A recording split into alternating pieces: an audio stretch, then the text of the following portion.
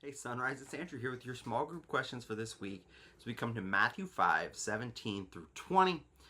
In this very much linchpin of the Sermon on the Mount. So we're going to see this transition. So we've seen the character of what it looks like to live in the kingdom of heaven.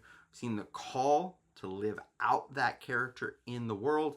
And now we're going to see this admonition of what that then means as he then applies to what good works looks like throughout the rest of chapter 5.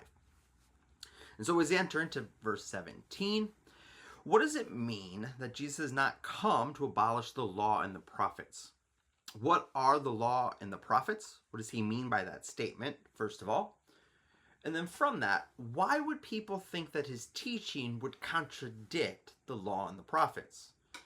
So why would there be a misunderstanding of what he has come to do that he's got to clarify it right here at the beginning of his sermon about everything else that's about to be said? Where would we see that kind of disconnect? And so into that, why does he then say that he has come to actually fulfill it? What does it mean that he is fulfilling the law and the prophets? Not abolishing, but fulfilling it. And why are these things linked? Why is his teaching then linked then to this fulfillment and not abolishing? And so how then is this accomplished? So we see the statement that all these things, nothing will pass away until all is accomplished. What is it that must be accomplished? So what is Jesus' statement rooted in? And then how do we see it play itself out in the rest of Scripture and, of course, throughout history itself? What is the accomplishment that we are awaiting in this text? And then from it, we have this focus on positional righteousness versus action righteousness, if you will. So there's this question that he poses that to be great in the kingdom of heaven involves teaching and obeying the law and the prophets, least as those who would take away from it.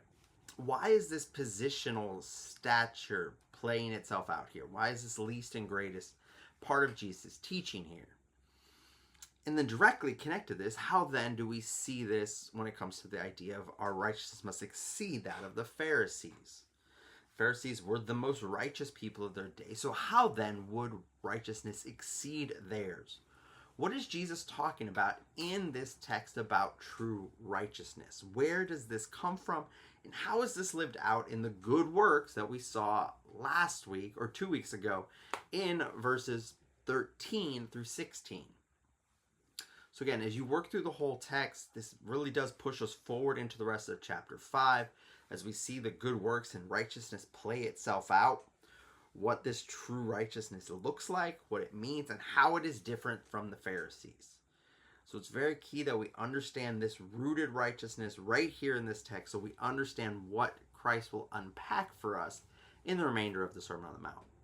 So I hope, again, that you'll spend some time in this text. Again, very helpful just to spend time just reading the whole Sermon on the Mount each week. It helps open your eyes to see the bigger picture each week as we take these small chunks, see them in light of the big chunks, and then we'll hear the sermon proclaimed. And again, discussing these things in small group throughout the week. Can't wait to worship with you guys on Sunday.